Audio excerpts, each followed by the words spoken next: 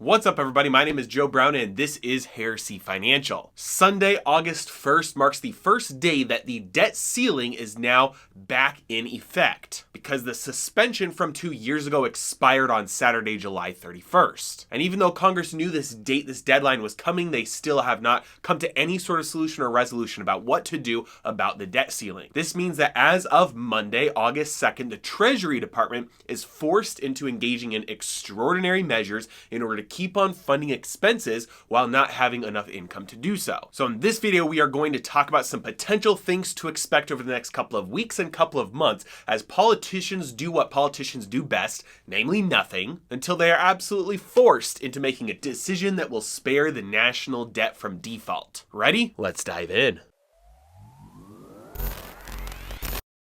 So the countdown clock has officially begun, and this is a countdown until the X date, which is the date at which the Treasury will completely run out of any ability to fund any government expenses whatsoever. So first, let's catch up on a little history at how we got to this point in the first place.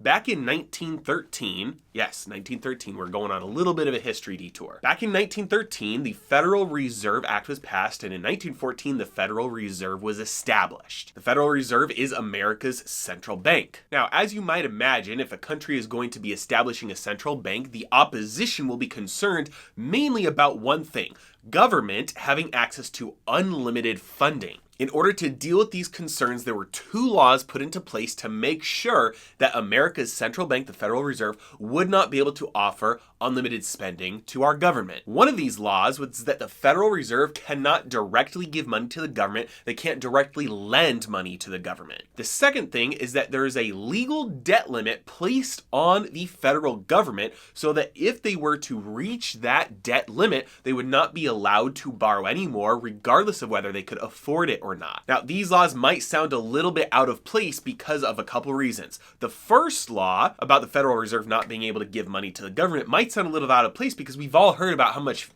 money printing the Federal Reserve has done to pay for COVID stuff. In reality, that's not exactly what happened. What really happened was Congress decided we're going to spend this money. Once they decide to spend this money, they have to go borrow that money out of the economy, mainly from banks. Banks lend money to the government in all that they can, and then once banks have all of that debt on their books, that's an asset for the bank, that's Treasury, but they want cash now, they don't want to hold it. So they turn to the Federal Reserve and they say, hey, we'll sell you this debt so that the government owes money to you instead of us. So they give that Treasury debt to the Federal Reserve. The Federal Reserve gives them cash, then they take that new cash and they do more of the same, which means that functionally, the Federal Reserve is really lending to the federal government. They just have to go through banks as the middleman. This effectively bypasses law number 1, where the Federal Reserve is not allowed to lend directly to the government, so they just do it indirectly. If this was the only law that was in place, that would mean that the federal government essentially has access to unlimited spending, which is why it's important that the second law was in place, namely the debt ceiling law. Now, this debt ceiling law is probably another thing, if you really think through it a little bit, that seems out of place because by itself, having a debt ceiling really makes no sense. Think about it from a personal perspective, from your own household budget.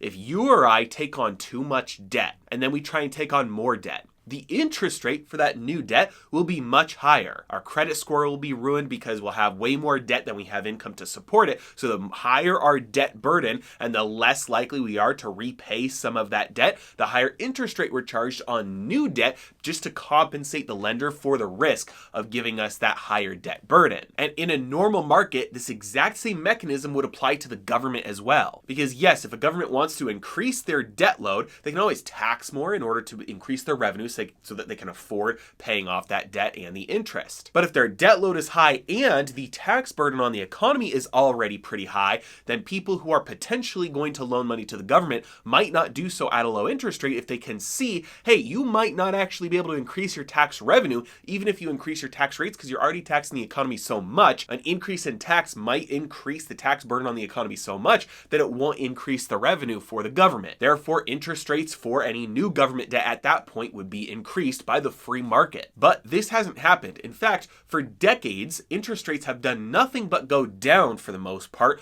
Meanwhile, government debt has done nothing but go up. And this is because law number 1 about the Federal Reserve being able to monetize the government's debt, it's been bypassed. They just use middlemen. And so the Federal Reserve buys enough debt out of the marketplace to overcome any of the potential people who would have walked away and not lent at those lower interest rates. They come in and they become a lender to the government at those lower interest rates, keeping interest rates suppressed, keeping the price of that debt high. And without the Federal Reserve being in the government bond market, it would have pushed interest rates to a point where all this government debt would have long ago been too high of a burden for the federal government to be able to support. So law number 1 was bypassed, which makes law number 2 necessary, and law number 2 is about the debt ceiling. But the debt ceiling is raised, meaning law number 2 is bypassed every single time it becomes a hindrance to spending. So effectively, we have a system where the central bank will fund any amount of spending that the federal government wants to spend, really any amount of spending that the federal government can get pushed through political gridlock, which means that political will is the only thing necessary to increase spending, and political gridlock is the only thing that would potentially prevent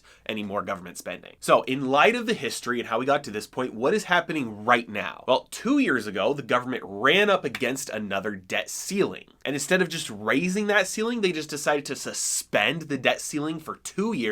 They just said, we'll deal with this at a later time. Janet Yellen, the Secretary of the Treasury, she urged Congress a couple of weeks ago saying, hey, you have to figure out a solution to this. Otherwise, I'm going to be forced into engaging in extraordinary measures to find other areas of spending so that we don't default. Well, we all know by now they didn't figure out a solution to it. They didn't raise it and they didn't suspend it again. So now the Treasury is in emergency mode. Now remember, the federal government can only spend money that they brought in from somewhere. They have 2 areas to bring money in from. They have the ability to bring money in from taxes, and they have the ability to bring money in from borrowing. Even money that comes from the Federal Reserve first has to come from the economy that they borrow, namely from banks. As of today, the borrowing option, that second option, is impossible. They cannot borrow a single another penny until the debt ceiling issue is resolved, which means their only source of income right now is taxes, which is not enough. Depending on how much the tax revenue is, it's helpful in prolonging when we get to that X date. The X date is when all the funding completely runs out. But aside from tax revenue, the only areas that they can go to get additional funding to pay for expenses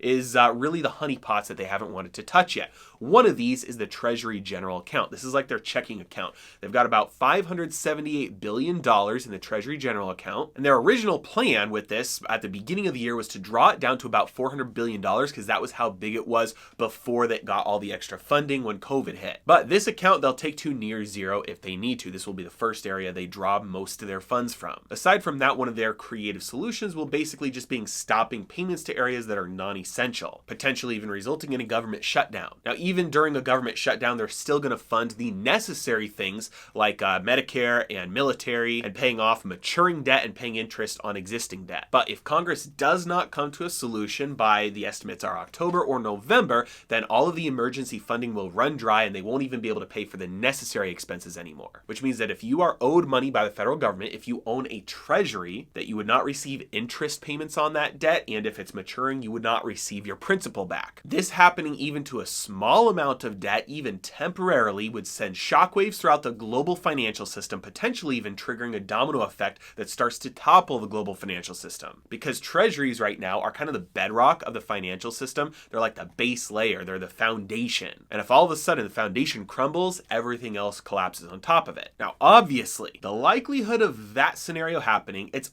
almost guaranteed to not happen. It's almost for sure, it's almost a certainty that it won't get that far. But even if that worst case scenario doesn't happen, there are still some other potential black swans that we're getting closer to every single day. One example of this was highlighted in an article by Forbes, because even though the military still gets paid during a government shutdown, the Coast Guard does not. And so let's say they have enough funding to make it through August before a shutdown occurs, and then they have enough funding to make it until October before a default. Well, in the meantime, during the month of September, let's say, the Coast Guard would be in a situation like they were 2 years ago, where they are being asked to go to work with no pay. And just in case you're not aware, the Coast Guard plays a pivotal role in keeping the economy flowing. They essentially are the ones that make sure that our ports are running. And the Coast Guard has a very bitter taste in their mouths from 2 years ago when the government shut down and they were forced to work without pay, doing a thankless job keeping the economy running while politicians battled for minor wins. Which means that this time, if we do have a periodic shutdown, even before we get to defaulting, and the Coast Guard decides to pack it in and go home and not work without pay, we could see economic devastation. You think the shortages are bad now? You think it's hard to find the food and stuff that you need and you want right now? Just wait until the Coast Guard decides not to show up to work. So in summary, we are in real time watching a black swan ticking time bomb. Nobody knows the exact amount of time left on the timer, but most agree that we likely have